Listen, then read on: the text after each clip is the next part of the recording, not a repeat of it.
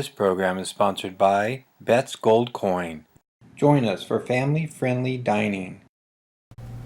Hello there, my name is Bob Borcher, coming to you from Old Town Mariposa in the historic Mariposa Hotel, and I have with me today an old friend many years back, Robert Bennewies. When I first came to Mariposa, Robert was the superintendent. Well, he became a superintendent shortly after I got here. And Bob has a book he's just written, and we're going to talk a little bit about that today. Robert, maybe we could start off by a little bit of background on you. You're not from this part of the country, are you? No, I'm not. Although my wife is a native of Fresno, she's a California girl. And I've kind of lived all over the United States. I'm what some people call a National Park Service brat. My father was in the National Park Service, and so our family moved to different places, and then I started my own career after working in seasonal jobs while I was in college. My first full-time responsibility was as a park ranger in Yellowstone National Park. When was that? I went to Yellowstone a few years ago, you might say, 1963. 63. And it's a lot different world now. you know, when I was in university, I would be coming out here in the summertime and working as a fire control aide at Sequoia Kings Canyon National Park. And so I kind of got into the mood of the California culture at that time. And one symbol of that was that one day I was driving past a used car lot in Fresno down on Blackstone Avenue. Sitting on the lot, I saw a canary yellow Ford convertible with dual pipes, and so I purchased that car, and then I got married, and then I found out that I was going to Yellowstone as a park ranger. So one day my wife and I arrived in Yellowstone in our canary yellow convertible 1955 Ford with California license plates.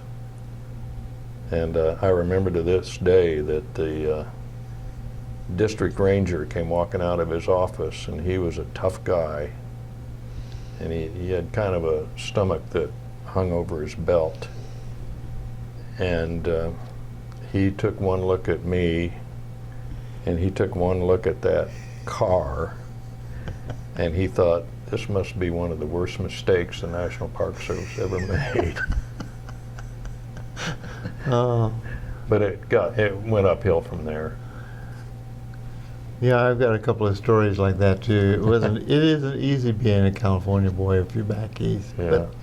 But you know, your career with the Park Service and where we came together in Yosemite, there was some tumultuous times. There was quite a few different agendas, political agendas on the national level going on in those days, and you were kind of in the maelstrom. I was right in the middle of it, and some of it was pretty slippery. I was in a meeting in Washington, D.C. with the person at the time who was the director of the National Park Service. His name was Bill Whalen. Mm-hmm. And that was during the Carter administration.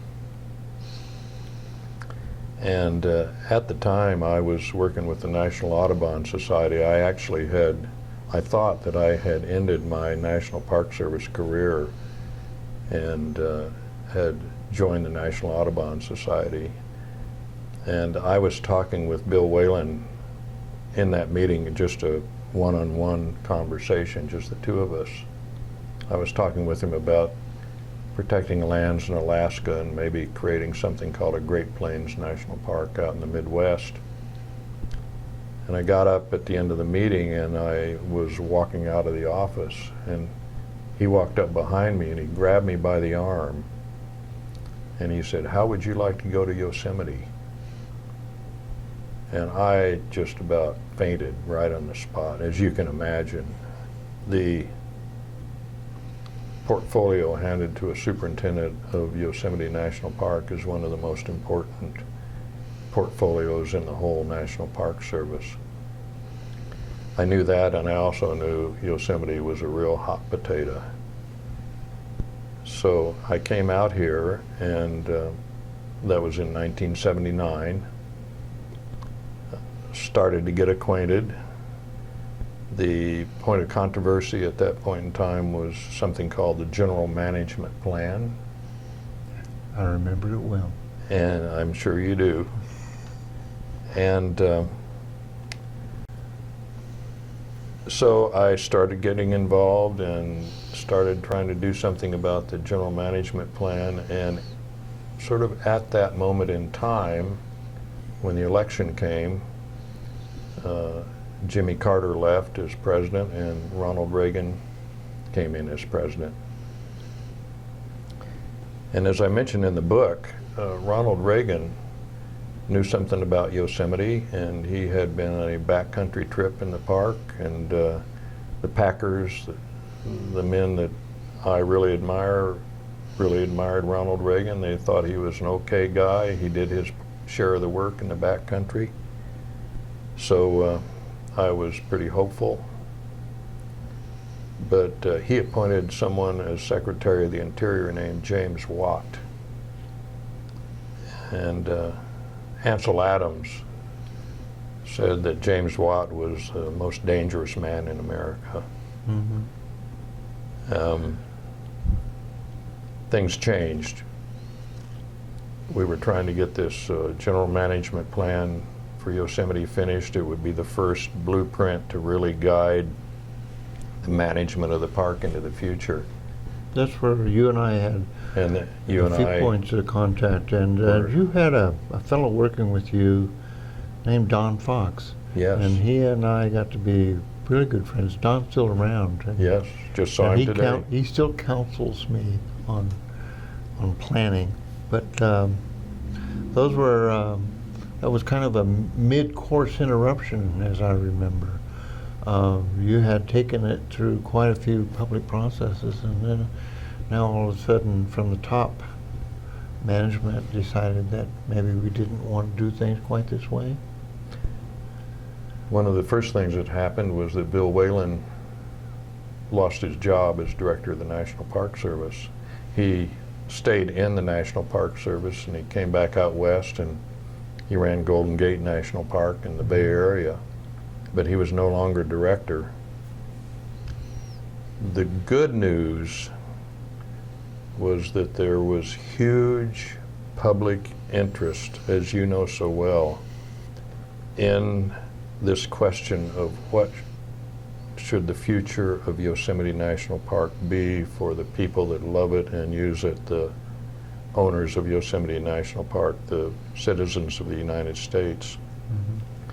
So despite the change that was occurring politically, we got the plan done.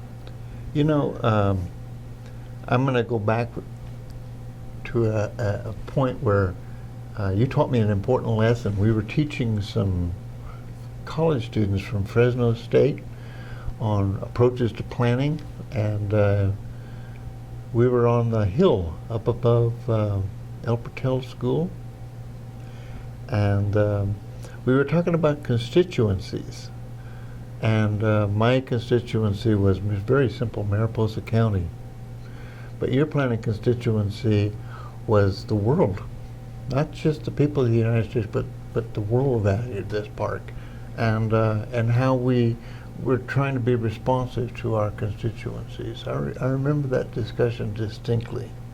I learned a lot from it because I'd never really given that much thought before, and now I think when we look back on it, in those days, that really is the defining process is the constituencies that these part, and that's part of what your book is about.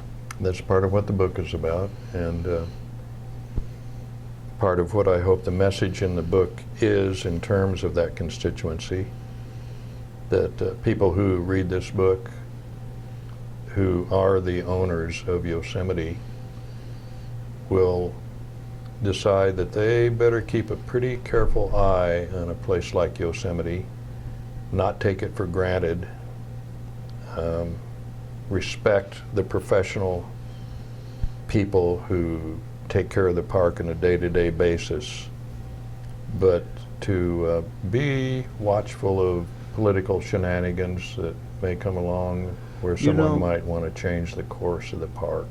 That's really kind of an important point that really get into your book a little bit. We've talked history and our relationship.